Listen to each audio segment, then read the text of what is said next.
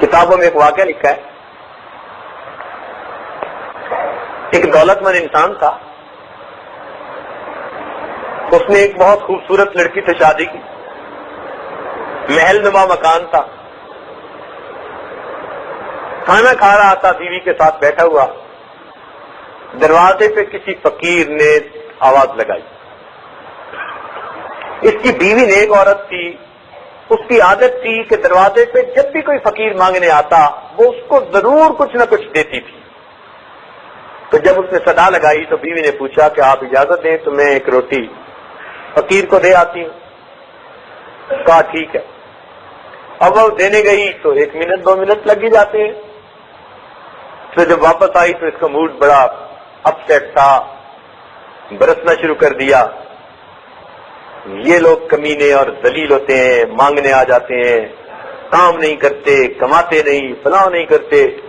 اس نے تو جنرلی فقیروں کے اوپر برسنا شروع کر دیا۔ اب کچھ ہوتے معذور ہیں، مجبور ہیں، ہر ایک کے حالات ایک جیسے تو نہیں ہوتے، لیکن اس کی تکبر کی یہ باتیں اللہ رب العزت کو ناپسند آ گئی۔ ہوا کیا کہ کچھ عرصے بعد کاروبار کے اندر نقصان ہونا شروع ہو گیا، جو کچھ ریسورسز تھے نا، ریزرو، وہ سب ڈپلیٹ ہو گئے، ختم، حتیٰ کہ ایک وقت آیا کہ مکان بھی بیچنا پڑ گیا۔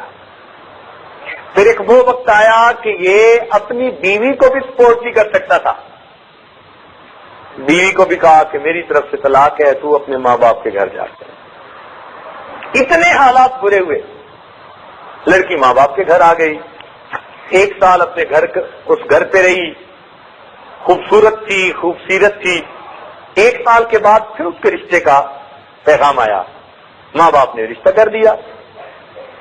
جب رشتہ کر دیا تو اس کو جو دوسرا خاوند ملا اس کا بھی بڑا مکان اور بڑا کاروبار، تو یہ اسی طرح خاوند کے ساتھ بیٹھی کھانا کھا رہی تھی۔ اللہ تعالیٰ کی شان کے دروازے پہ کسی فقیر نے صدا لگائی اللہ کے نام سے، تو اس کی چونکہ عادت تھی کہ یہ دیا کرتی تھی ضرور اللہ تعالیٰ کے نام سے، اس نے پھر کہا جی میں دے آؤں، اس نے کہا دے آؤ۔ یہ گئی دینے کے لیے، جب اس نے دروازہ کھولا اور فقیر کو روٹی دینے لگی تو اس نے چیخ ماری، تو خاوند بھاگا، جب قریب گیا تو دیکھا کہ اس پر تو عجیب سی کیفیت ہے، رنگ پیلا۔ پوچھا خدا کی بندی کیا ہوا؟ کہنے لگی کہ جب اس فقیر کو میں روٹی دینے لگی تو میں نے دیکھا کہ یہ فقیر وہی تھا جو میرا پہلا خاوند تھا، میرے دروازے پہ بھیک مانگ رہا تھا۔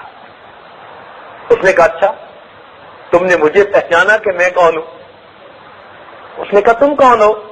کہنے لگا یاد کرو ایک وقت تھا جب تم روٹی دینے آئی تھی اور میں تمہارے دروازے پہ بھیک مانگنے کے لیے کھڑا تھا۔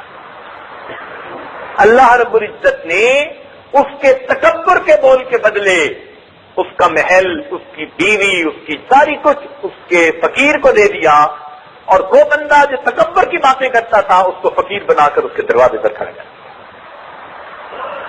تو ہم اپنی اوقات نہ بھولیں، سمجھے؟ کسی کو تانا نہ دیں، کسی کو آر نہ دلائیں۔ کوئی اگر مصیبت میں پھنس گیا ہے، اس کی اولاد سے کوئی غلطی ہو گئی، اس کی بیٹی سے کوتاہی ہو گئی، ہم کسی کو آر نہ دلائیں۔ ہمارے ساتھ بھی یہی معاملہ پیش آتا ہے، کسی کی پبلک انسلٹ ہو چکی ہے، ہم خوش نہ ہو، ہمارے ساتھ بھی یہ معاملہ پیش آتا ہے۔